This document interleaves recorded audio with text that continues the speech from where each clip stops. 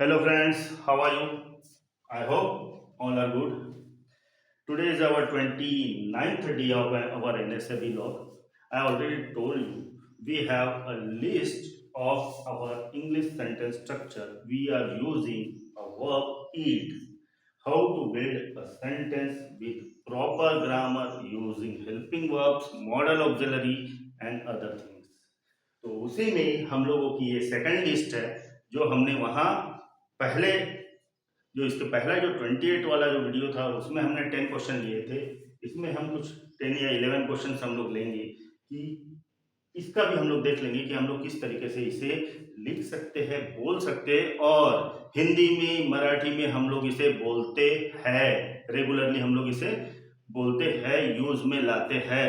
तो अब आप लोगों का काम है इसे इंग्लिश में भी यूज में लाए। बहुत ही इजी है, बहुत इजी वे से आप लोगों को मैं समझाऊंगा कि किस तरीके से इसे इंग्लिश में हम लोग कन्वर्ट करेंगे और यूज करेंगे डे टू डे लाइफ में। आपको करना क्या है, मैं यहाँ क्या ले रहा हूँ, एक वर्ब ले रहा हूँ ईट। ईट यानी होता है खाना, है ना। इसके जगह आप दूसरा वर्ब ले लो, सेंटेंस की का स्ट्रक्चर वही रहेगा। ईट की जगह गो, जाना, है ना। जैसे मुझे खाना चाहिए, मुझे जाना चाहिए, तो खाने की जगह मैं क्या लगाऊंगा, जाना, है ना। खाना जाना, तो गो लगा दूंगा, मैं ईट की जगह लगाऊंगा गो। तो ये है एक कॉमन सा स्ट्रक्चर है जिसमें आप सिर्फ वर्ब का फॉर्म बदल देंगे, वर्ब चेंज कर देंगे और आपका एक नया सेंटेंस बन के रेडी हो जाएगा। और ये सबसे इजी वे है आपको इंग्लिश सीखने के लिए। तो आइए शुरू करते हैं अगला अपना लिस्ट, जिसमें पहले नंबर पे है मुझे खाना चाहिए। मुझे खाना चाहिए यानी कि एक तरीके का खुद को देने वाला सजेशन है। तो मैं क्या लिखूंगा, आई शुड ईट।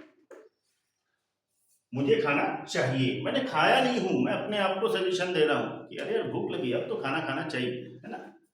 अब मुझे भूख बहुत लगी है और जब मुझे ऑफर आया था खाने का तब मैंने खाया नहीं था यानी पास्ट की बात है। अरे यार मेरे को घर से खाना खा के निकलना चाहिए था, अब भूख लग गई, था। तो क्या लिखूंगा मैं, सेम सेंटेंस लिखूंगा, आई शुड। ये हो गया मेरा सजेशन और इसमें मैं पास्ट लगा दूंगा, I should have, I should have to eat. I should have to eat. I should have eat. या तो to लगा या मत लगा, I should have eat, है ना। I should have eat.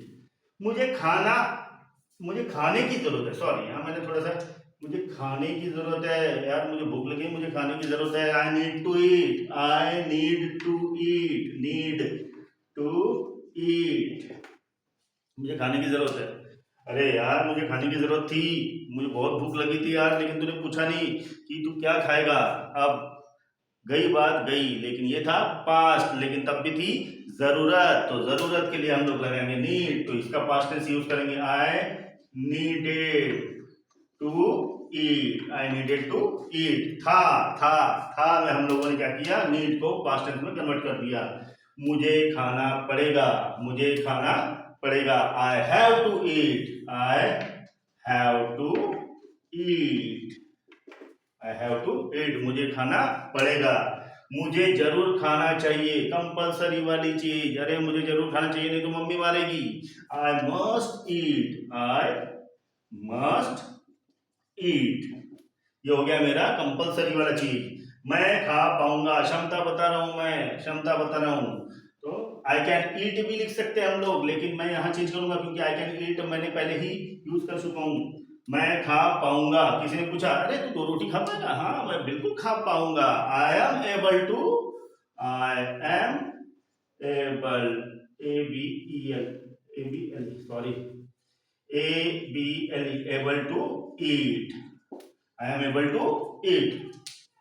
मैं खाना चाहूंगा, मैं अब अपनी जिज्ञासा दिखा रहा हूं, अब अपनी जिज्ञासा दिखा रहा हूं कि नहीं यार मैं खाना चाहूंगा। अरे यार तुम केक खाना चाहोगे, हाँ बिल्कुल खाना चाहूंगा, मैं अपनी जिज्ञासा दिखा रहा हूं। तो ऐसे वक्त में क्या लिखूंगा, I would like to eat, I would like to eat, यहां मैं अपनी जिज्ञासा दिखा रहा हूं। मैं खाया करता था, मैं खाया करता था। अब यहां हम लोग कैसे लिखेंगे, आई।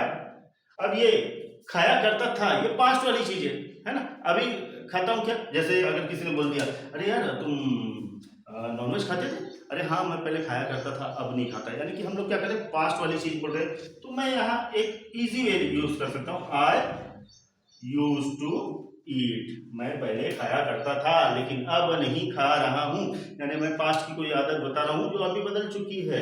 तो आई यूज टू ईट सबसे इजी सेंटेंस होता है, मुझे खाना पड़ता है, मुझे खाना पड़ता है।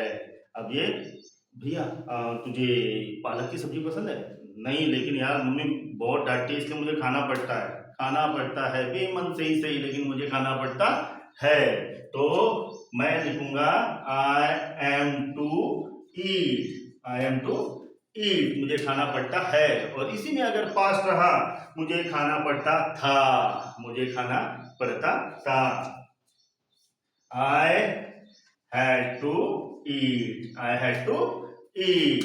ये है आप लोगों के सेंटेंस के स्ट्रक्चर, आप लोग ये डेली रूटीन में हिंदी में मराठी में यूज करते हैं। अब मैं ये चाहता हूं कि आप लोग ये इंग्लिश में भी यूज करें, बड़े आसान है। आप लोग वर्ब चेंज करते जाइए और अपने सेंटेंस खुद बनाते जाइए। आप लोगों का टास्क यही है कि मैंने ईट लेकर बनाया हूं, आप लोग गो लेकर बनाएंगे, गो यानी जाना। जो मैंने 20 सेंटेंस का स्ट्रक्चर आपको डे 28 और डे 29 में सिखाया हूं, तो वही स्ट्रक्चर यूज कर आप गो को भी यूज कर सकते हैं। गो के फॉर्म में बता देता हूं, V1 गो होता है, V2 होता है वेंट, V3 होता है गॉन और V4 होता है गोइंग। तो आप लोग ये वर्ब को यूज कर ये 20 सेंटेंस बनाएंगे और मुझे वो आप कमेंट करेंगे कि आई डन, ठीक है, आई हैव डन। अगर आप बनाते हैं तो मेरा तो कोई फायदा नहीं होगा, फायदा आप लोगों का ही होगा। जैसा कि मैं बार बार बोलता हूं कि ये सब चीजें मेरे लिए नहीं है, ये सब चीजें आप लोगों के लिए है। करना है तो कीजिए, नहीं करना है तो मत कीजिए। मैं तो अपना काम कर रहा हूँ, अपनी जिम्मेदारी निभा रहा हूँ। अगले बार नए कोई टॉपिक के साथ मिलेंगे, तब तक के लिए स्टे ट्यून। जय हिंद।